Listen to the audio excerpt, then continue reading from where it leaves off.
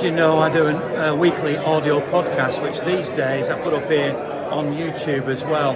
But because I recorded it all audio-wise this week here in Dublin at their 50th anniversary celebrations of the official supporters club, I've decided to do a little vlog from here as well. So here we are in the room where well over 100 City fans are going to be gathered tonight, right in the centre of Dublin.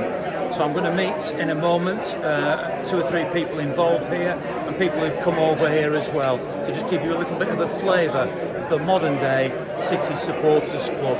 Thanks very much to DSW, who are training and assessment and are very, very good at it and support a lot of the work I do. So big shout out to them, and also to Edward Mellor, who are auctioneers as well as estate agents based in Stockport, another great supporter of what I do. So here's a story, a little bit of the story anyway, of the 50th anniversary celebrations of Dublin's official supporters club. Tell me what tonight is and what it means to you.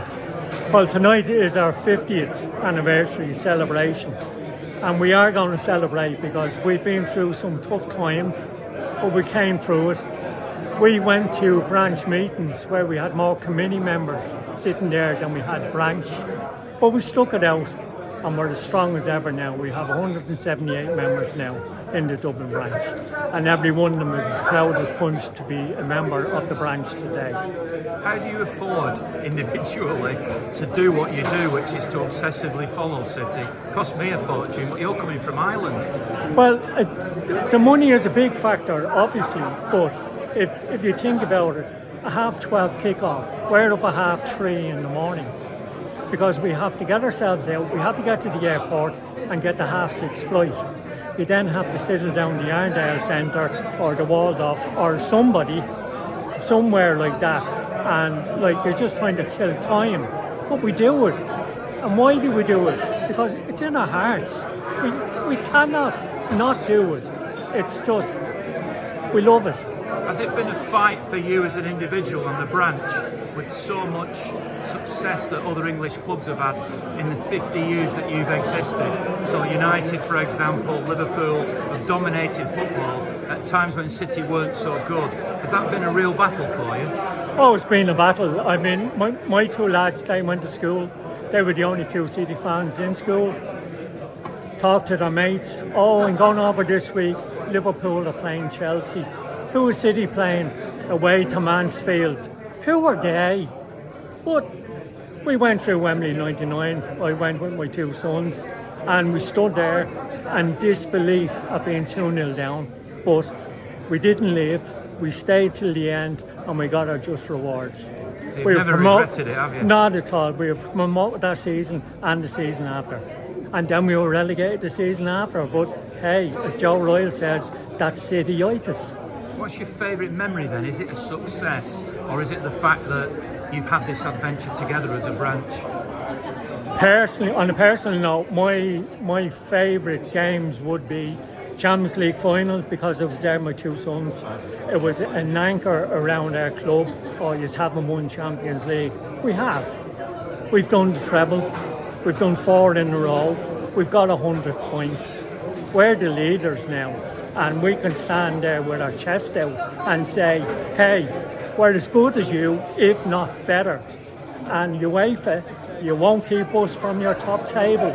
We will sit there. But even being able to say that you were, I don't know, at York City away, you might not have been at that one, but one of them games, that's part of the sort of pride of being a City fan, isn't it? Well, funny enough, Ferrano, our chairman, always says, York away, there must have been about 65,000 people at that match. No, I wasn't at York away, but I've been at plenty other away. And each City game is as important as the last one and as important as the next one. We're there to the end. And sharing it with these good people is what it's all about. I said it earlier on. Every past member, every past committee member, every past person that has come through the branch, they're all special. They'll always have their place in the history of the Dublin branch. Long may it continue. Thank you. Joe stood where he thought it was, and the referee stood where he thought it was. And guess who was right? Joe Corrigan.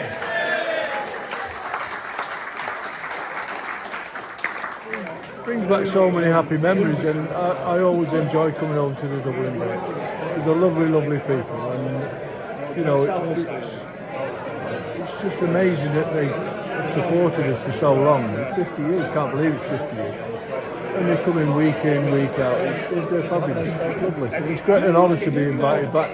Can you remember your first visit here? Yeah, I can remember the first time I came. I think it might have been in this hotel, or there's another one down. But my second cousin comes from Dublin, and him and his wife came down to the evening. I was made president that night, and they were really proud of that night as well. It was great to see them all. I guess you weren't alone then, because Frank Horrocks used to be the secretary of the supporters club before Kevin Parker. Yeah, no. And Peter Swales, I knew, was involved at the beginning. Were they all over here for that? No, Peter Swales wasn't. I think Frank was, but I'm trying to think who I can't remember the other. There was one of the other directors with us, but it was a great evening, fantastic evening. You think the Dublin branch, having all the difficulties in the early days of having to get over by boat via Holyhead and now via plane, are ones to be admired particularly because they've been going for a long time, haven't they? Well, they have been. It's the 50th year, but it just shows you what kind of people they are. You know, they've been through thick and thin. You know, it's a testimony to the kind of people that support them.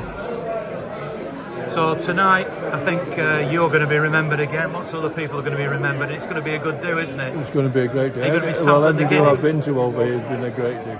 Been a really, really top class day. You're going to sample the Guinness? No, I don't drink Guinness. Maybe I'm not Irish or English, but I don't like Guinness.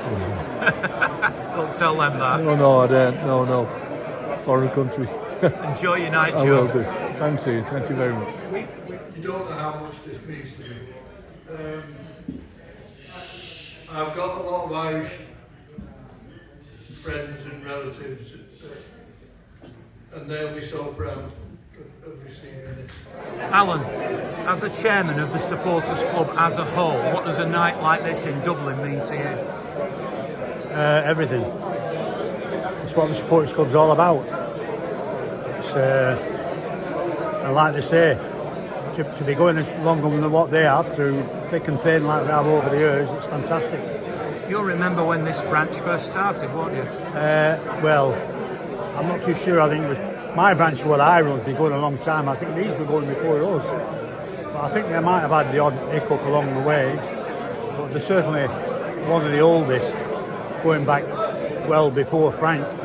You know, when Frank was involved in the early days, he used to talk about, in fact, he used to take pride in the Dublin branch. You know what I mean? Thought we never really thought we'd get one over here, but we did a lot over the road, you know.